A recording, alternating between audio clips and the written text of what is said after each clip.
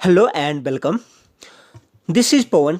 आज प्रीपोजिशन का fourth lecture है और आज के इस लेक्चर में हम बात करेंगे ऐट के बारे में, इनके बारे में, बिटवीन और अमंग के बारे में। इससे पहले वाले लेक्चर में मैंने आपको बताया था अबव के बारे में, ओवर के बारे में, अंडर और बिलो के बारे में। तो चलिए लेक्चर शुरू करते हैं।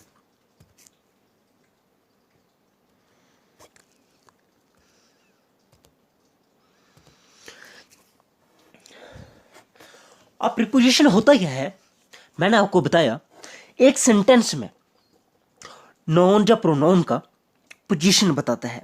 एक नाउन या प्रोनाउन का रिलेशन क्या है बाकी वाले सेंटेंस के साथ, जे काम किसका है, जे काम प्रीपोजिशन का है। अब प्रीपोजिशन क्या करता है, नाउन या प्रोनाउन का सेंटेंस में रिलेशन बताता है या उसकी पोजीशन बताता है। तो चलिए एट और इन को स्टार्ट करते हैं। इनको देखते हैं कि इनका टाइम के साथ क्या रिलेशन है, कि किस तरह से टाइम के साथ हम यूज करेंगे। अब ऐड जो है, ऐड का यूज होगा एग्जैक्ट टाइम के लिए। अगर कहीं भी एग्जैक्ट टाइम हुआ तो हम ऐड का यूज करेंगे। अगर एग्जैक्ट टाइम नहीं है तो फिर हम क्या करेंगे, हम करेंगे इन का यूज। एग्जैक्ट टाइम है तो ऐड का यूज करेंगे, अगर एग्जैक्ट टाइम नहीं तो हम इन का यूज करेंगे। अब एग्जैक्ट नहीं हमें कैसे पता चलेगा, अगर कोई बताएगा कि 2 बजे या 3 बजे या 8 बजे या 9 बजे तो हमें तो पता चलेगा एग्जैक्ट टाइम है। लेकिन अभी हमें कोई बोलेगा सुबह या शाम को या दोपहर को, तो हमें एग्जैक्ट टाइम का पता नहीं चलेगा, क्योंकि ये सुबह ये शाम ये दोपहर वगैरह ये सब क्या है, ये सब है लार्जर ड्यूरेशन। अब इस लार्जर ड्यूरेशन के साथ हम क्या लगाते हैं, इसके साथ हम इनका यूज करते हैं, क्योंकि ये एग्जैक्ट टाइम नहीं है, ये एग्जैक्ट टाइम नहीं है। मैं एग्जाम्पल के थ्रू आपको बताता हूं। जिस तरह से एग्जाम्पल है, ही will come blank 6 o'clock the morning, blank the morning. अब जहां क्या चूज होगा, अब देखिए 6 o'clock है तो एग्जैक्ट टाइम लिखा हुआ है, अब मॉर्निंग है तो एग्जैक्ट टाइम नहीं है, जो लार्जर ड्यूरेशन है। तो अगर एग्जैक्ट टाइम के साथ हमने ऐड का यूज करेंगे, एग्जैक्ट टाइम के साथ हम ऐड का यूज करेंगे, और जो मॉर्निंग है उसके साथ हम यूज करेंगे इनका, क्योंकि ये एग्जैक्ट टाइम नहीं है। बिल्कुल सिंपल। अगर एग्जैक्ट टाइम है, बिल्कुल क्लियर कट टाइम है, तो हम करेंगे ऐड का यूज। अगर एग्जैक्ट टाइम नहीं है, लार्जर ड्यूरेशन है, हम इनका यूज करेंगे। अब एक एक दिन को भी बहुत हिस्सों में तकसीम किया है और हम देखेंगे उसके साथ इनका यूज होता है या ऐड का। ये मेरे सामने, हमारे सामने पार्ट्स ऑफ द डे है और इधर हम देखेंगे इनके साथ हम क्या यूज करेंगे और कौन सा वर्ड सूटेबल है। ऐड का यूज होगा या इनका। ये है पार्ट्स ऑफ द डे। अरे पार्ट्स ऑफ द डे क्या है, ये सुबह सवेरे दोपहर शाम, ये जो है ये सब क्या है, ये पार्ट्स ऑफ द डे है। अगर हम डॉन की बात करें, मॉर्निंग की बात करें, नून की, आफ्टरनून, इवनिंग, डस्क, नाइट और मिडनाइट, ये सारे के सारे क्या है, ये एक दिन के पार्ट्स हैं। एक दिन के क्या है, ये पार्ट्स हैं। आप एक दिन को ये क्या है, तकसीम किए हुए। अब मैं आपको बताऊंगा किसके साथ इनका यूज होता है और किसके साथ ऐड का यूज होता है। तो बिल्कुल क्लियर है, अगर हमें एग्जैक्ट टाइम दिखेगा कहीं तो हम क्या यूज करेंगे, हम ऐड का यूज करेंगे। अगर एग्जैक्ट टाइम नहीं तो हम यूज करेंगे इनका। जिस तरह से डन है, अब मॉर्निंग से पहले और अंधेरा जैसे ही खत्म होता है, अंधेरा खत्म और मॉर्निंग शुरू, इसके बीच वाले टाइम को हम बोलते हैं डन। अब मतलब मॉर्निंग से भी पहले वाला टाइम, जब थोड़ी थोड़ी रोशनी स्टार्ट हो जाती है, तो इसके साथ हम क्या लगाएंगे, जे एक्चुअली जे एग्जैक्ट टाइम है, जे एग्जैक्ट टाइम है और इसकी लार्जर ड्यूरेशन नहीं है, इसकी लॉन्ग ड्यूरेशन नहीं है। इसलिए ऐसे वाले सेंटेंसेस के साथ हम क्या लगाएंगे, हम इसके साथ ऐड का यूज करेंगे, इसके साथ हम ऐड का यूज करेंगे। अब मॉर्निंग है, और मॉर्निंग क्या है, मॉर्निंग एक या आधे घंटे की नहीं है, बल्कि जहाँ पे 3 या 4 घंटे लगते हैं एक मॉर्निंग में। अब एक मॉर्निंग, अगर मॉर्निंग की बात करें तो ये लार्जर ड्यूरेशन है। मॉर्निंग क्या है, लार्जर ड्यूरेशन है। अब लार्जर ड्यूरेशन के साथ हम क्या लगाएंगे, हमें इन लगाना है। जहाँ पे सुबह के साथ, मॉर्निंग के साथ हम इनका यूज करेंगे और डॉन वगैरह के साथ हम ऐड का यूज करेंगे, क्योंकि ये एग्जैक्ट टाइम के बारे में बताता है। इसके बाद हम बात करते हैं नोन की। अब नोन क्या होता है? नोन होता है दोपहर, और इसको हम कब बोलते हैं? जब 12 बज रहे हों, और ये क्या है? ये एग्जैक्ट टाइम है, इसलिए हम जहां पे ऐड का यूज करेंगे, जहां पे ऐड का यूज किया हमने, जहां पे इनका, जहां पे ऐड का। अब आफ्टरनून क्या है? आफ्टरनून है दोपहर के बाद और शाम से पहले। तो ये एग्जैक्ट टाइम नहीं है, ये लार्जर ड्यूरेशन है। तो लार्जर ड्यूरेशन के साथ हमें क्या यूज करना है? हमें यूज करना पड़ेगा इनका। अब इवनिंग क्या है? शाम। अब शाम भी थोड़ी लार्जर ड्यूरेशन में है, तो इसलिए भी जहां भी हम क्या करेंगे? ऐड, सॉरी, इनका यूज करेंगे। उसके बाद डस्क, जब सूरज ग्रूब होने वाला होता है, जब अंधेरा होने वाला होता है। एक्चुअली इसका एग्जैक्ट टाइम होता है जी, इतना लार्जर ड्यूरेशन नहीं होती इसकी, तो इसलिए हम क्या करेंगे? इधर ऐड का यूज करेंगे डस्क के साथ, या सनसेट के साथ, या ट्वीलाइट के साथ। हम क्या यूज करेंगे? हम यूज करेंगे ऐड का यूज करेंगे। इसके बाद नाइट, जो थोड़ा थोड़ा दिख रहा है मुझे, मैंने बीच में लिखा है। नाइट क्या है? अब नाइट जो है रात, ये भी कोई एग्जैक्ट टाइम नहीं है, इसलिए इसके साथ हम इनका यूज करेंगे। अब इसके बाद हम मिडनाइट की बात करते हैं। अब मिडनाइट किसको बोलते हैं? हम बोलते हैं 12 AM को मिडनाइट बोलते हैं। अब मिडनाइट के साथ हम क्या यूज करेंगे? अगर ये एग्जैक्ट टाइम है तो वहां पे हमें क्या यूज करना पड़ेगा? हमें ऐड का यूज करना पड़ेगा, क्योंकि इन हम कहाँ यूज करते हैं? हम इन उधर ही यूज करते हैं जहां पे एग्जैक्ट टाइम नहीं होता, लॉन्गर ड्यूरेशन होती है, लॉन्गर ड्यूरेशन होती है। अभी मैं आपको बताऊंगा, हमने पढ़ा अभी कि प्रीपोजिशन अगर हम टाइम के साथ एट और इन का अगर हमें टाइम के साथ यूज करना हो तो हमें कैसे करना है? प्रीपोजिशन ऑफ टाइम देखा हमने, अब हमने इनका देखना है प्रीपोजिशन ऑफ डायरेक्शन। अब प्रीपोजिशन ऑफ डायरेक्शन में, अब डायरेक्शन क्या होता है? डायरेक्शन होता है, जिस तरह से ये डायरेक्शंस होती हैं, ईस्ट, वेस्ट, ऊपर वाली नॉर्थ, नीचे वाली साउथ, ये डायरेक्शंस है। और भी डायरेक्शन होती हैं, जिस तरह से अगर हम इनको देखें तो ये हो गया साउथ वेस्ट, ये हो गया नॉर्थ वेस्ट, ये हो गया नॉर्थ ईस्ट, या साउथ ईस्ट। ये डायरेक्शंस, बहुत सारी डायरेक्शन बन जाती हैं। अब मैं आपको बताऊं, अगर हमें डायरेक्शन के साथ यूज करना है तो फिर हमें क्या करना है? जहां पे एग्जांपल है, ही एम्ड एट द वर्ड, उसने वर्ड के ऊपर एम किया, या डायरेक्शन, जहां पे डायरेक्शन के लिए ऐड का यूज हुआ है, ऐड का यूज जहां पे डायरेक्शन के लिए हुआ है, और डायरेक्शन के लिए हम ऐड का यूज करते हैं।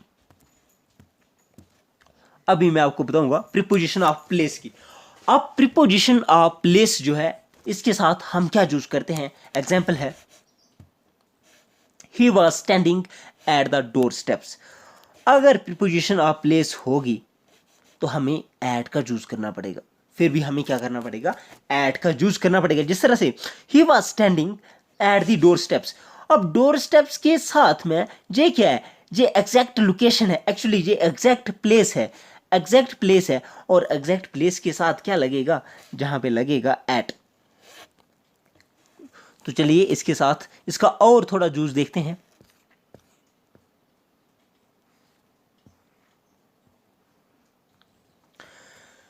अभी जहां हमारे सामने दो चार एग्जांपल्स हैं, अब हम इन एग्जांपल के थ्रू और थोड़ा सा देखते हैं।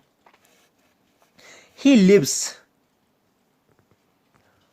और इसके साथ भी यही फंडा है। हम पढ़ रहे हैं प्रीपोजिशन एट का प्लेस के साथ किस तरह से यूज करेंगे हम। अगर एग्जैक्ट प्लेस होगी हम क्या करेंगे? एग्जैक्ट के साथ वही सेम, एग्जैक्ट के साथ एट का यूज करेंगे। अगर एग्जैक्ट नहीं तो हम एट नहीं, मतलब एग्जैक्ट नहीं तो फिर हम इनका यूज करेंगे। जिस तरह से इंडिया है, तो इंडिया बहुत बड़ा है, जो लार्जर एरिया है, जो कोई एग्जैक्ट एक छोटी सी प्लेस नहीं है, तो इसलिए हम जहां पे क्या यूज करेंगे? ही लिव्स इन इंडिया, हम इधर इनका यूज करेंगे। ऐड का यूज क्यों नहीं किया? ऐड का यूज हमने इसीलिए नहीं किया क्योंकि जहां पे इंडिया जो है जो लार्जर एरिया है और एक एग्जैक्ट प्लेस नहीं है, इसलिए हमने जहां पे इनका चूज किया। He lives in park street. अब जे भी लार्जर एरिया है, बड़ा एरिया है, इन्होंने स्पेसिफाई नहीं किया है, इन्होंने स्पेशल बताया नहीं है कि कौन सी जगह पे। अब जे वी पार्क स्ट्रीट भी थोड़ा बड़ा एरिया है जहाँ पे भी हम इनका यूज़ करेंगे। अब जैसे ये है 16th पार्क स्ट्रीट, तो जहाँ पे पार्क स्ट्रीट को इसकी प्रॉपर लोकेशन बताई हुई है, तो इसलिए हम जहाँ पे ऐड का यूज़ करेंगे। ही लिव्स, देखो अब हमारे सामने दो प्लेसेस हैं, इंडिया और दिल्ली। ही लिव्स, तो इधर हम करेंगे एट दिल्ली इन इंडिया, क्योंकि इंडिया लार्जर एरिया है और दिल्ली ये थोड़ा छोटा एरिया है, इसलिए बड़े एरिया के साथ हमने इनका यूज़ किया और दिल्ली के साथ हमने ऐड का यूज़ किया। मैं उम्मीद करता हूँ कि आपको ये चीज़ क्लियर हुई होगी। चलो थोड़ा सा और देखते हैं हम फेस्टिवल के साथ क्या यूज़ करते हैं।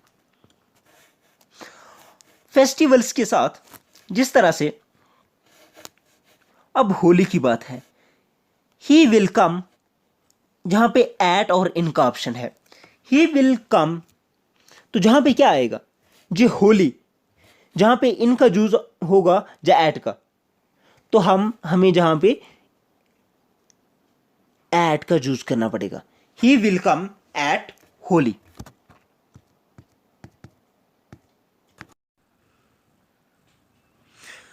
तो जहाँ पे मैं आपको बता रहा था फेस्टिवल्स के साथ कौन सा प्रीपोजिशन लगेगा। अब ये सेंटेंस है, ही will come the occasion of Diwali, he will come blank the occasion of Diwali. इससे पहले वाला एक और सेंटेंस है, ही विल कम होली। होली क्या है, जहां पे होली एक पार्टिकुलर फेस्टिवल है, इसलिए जहां पे एट का यूज होगा, जहां पे एट का यूज होगा। और दूसरे सेंटेंस में ये लिखा हुआ है, ही will come blank the occasion of Holi या दिवाली, दिवाली रख लो, वो दिवाली के ओकेजन पे आएगा, वो दिवाली के मौके पे आएगा। तो जहां पे क्या यूज होगा, जहां पे आन का यूज करेंगे हम। अगर ओकेजन पे आएगा तो हम आन का यूज करेंगे, सिर्फ जहां ओकेजन का वर्ड लगाया और आन हो गया। नहीं तो अगर ऐसे ही हुआ, ऐसे ही सेंटेंस होता कि ही विल कम, तो हम भी इसके साथ एट लिख सकते थे। लेकिन अब ये ओकेजन है, ओकेजन क्या, मौके पे आ रहा है, ऑन द ओकेजन, इसलिए इसके साथ जो सूटेबल वर्ड है, जो सूटेबल प्रीपोजिशन है, वो ऑन है। फिर हमारा अगला सेंटेंस है, ही will come dash the eve of Holi, तो जहां भी क्या यूज होगा, जहां भी ऑन का यूज होगा। लास्ट है, ही विल कम ब्लैंक क्रिसमस। अब क्रिसमस क्या है, अब देखिए ये जो है फेस्टिवल्स है, ये फिक्स्ड डेट पे होते हैं। जो भी फेस्टिवल जो होते हैं, जो फिक्स्ड डे और डेट्स में होते हैं, उनको हम क्या बोलते हैं, उनके साथ हम किसका यूज करते हैं, उनके साथ हम यूज करते हैं आन का। उनके साथ भी हम क्या यूज करते हैं, उनके साथ हम यूज करते हैं आन का। तो चलिए अब हम बात करते हैं बिटवीन और अमंग की।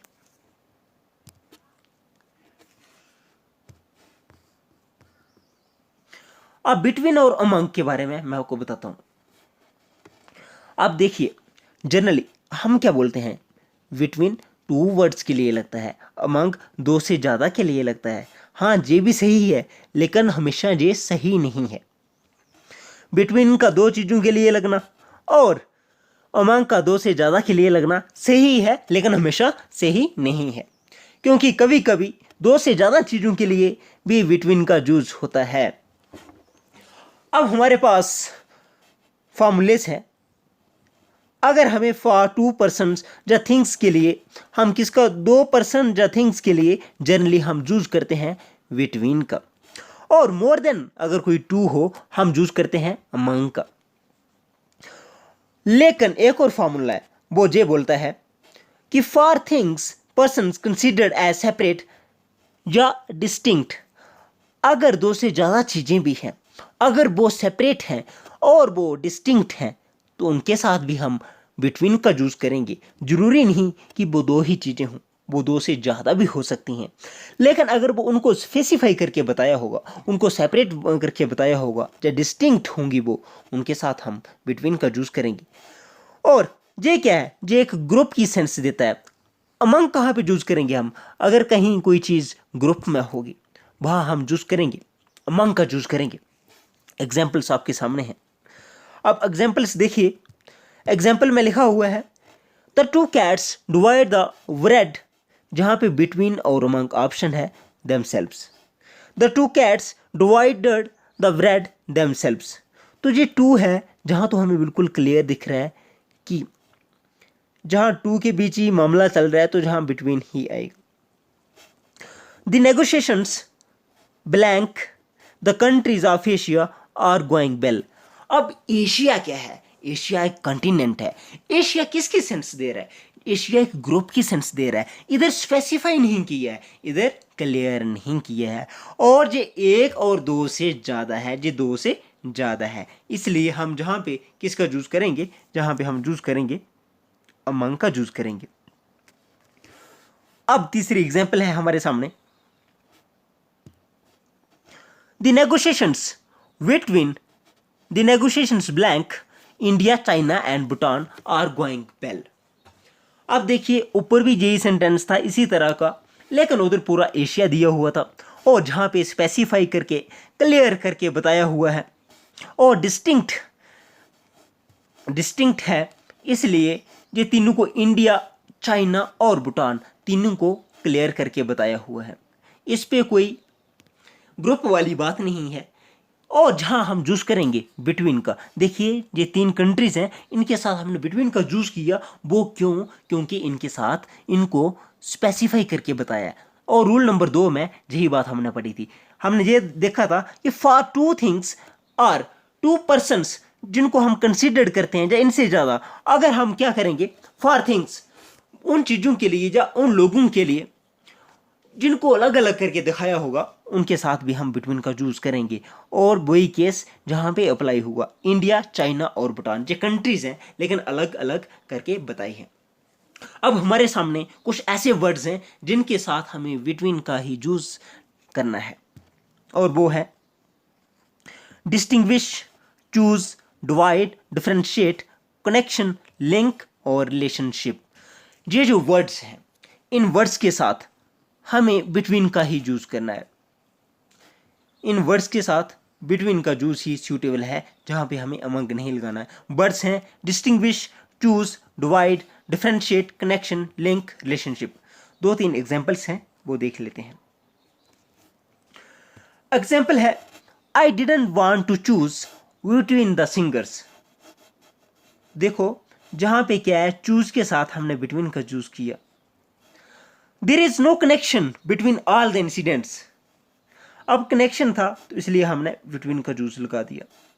और सेंस भी बनती है, हम ऐसे ही नहीं लगाते, बल्कि इनके साथ यही वर्ड सूटेबल है, बिटवीन ही सूटेबल है इन वर्ड्स के साथ। इज देयर एनी डिफरेंस और बिटवीन ब्रदर्स, देखिए डिफरेंस के साथ कि इस सेंटेंस का मतलब है is there any difference between the brothers, क्या भाइयों में कुछ डिफरेंस है, तो डिफरेंस के साथ भी बिटवीन ही सूटेबल है और इसी का यूज होगा। तो हमने बात की बिटवीन की, अमंग की, एट की और इन की। मैं थोड़ा सा आपको कंक्लूड करके देता हूं। तो हमने क्या बात की, हमने बात की एट की और इन की, फिर मैंने आपको बताया बिटवीन और अमंग, और मैंने आपको बताया ऐड कहाँ लगता है। ऐड वहाँ पे लगेगा जहाँ पे एग्जैक्ट टाइम होगा, और इन कहाँ पे लगेगा जहाँ पे एग्जैक्ट टाइम नहीं होगा। अब बिटवीन कहाँ के लिए लगेगा, बिटवीन कहाँ पे यूज होगा, जहाँ 2 चीज़ें होंगी और ये 2 से ज़्यादा। लेकिन दूसरे फार्मूले में मैंने आपको बताया था, अगर कुछ चीज़ें जो बिल्कुल सेपरेट बताई हूँ, जो सेपरेट बताई हूँ, वहाँ पे हम बिटवीन का यूज़ करते हैं। और ये अमंग कहाँ यूज़ होता है, जहाँ पे ग्रुप, जहाँ ग्रुप वाली फीलिंग हो, जहाँ ग्रुप की बात हो, वहाँ पे हम क्या करेंगे, वहाँ पे हम यूज़ करेंगे अमंग का। मैं उम्मीद करता हूँ आपको ये लेक्चर अच्छे से अंडरस्टैंड हुआ होगा। अगर कहीं पे कुछ प्रॉब्लम होगी तो आप बता सकते हैं कमेंट बॉक्स में, मैं रेक्टिफाई करूँगा। तो चलिए इसी के साथ लेक्चर ख़त्म करते हैं। Thank you and bye.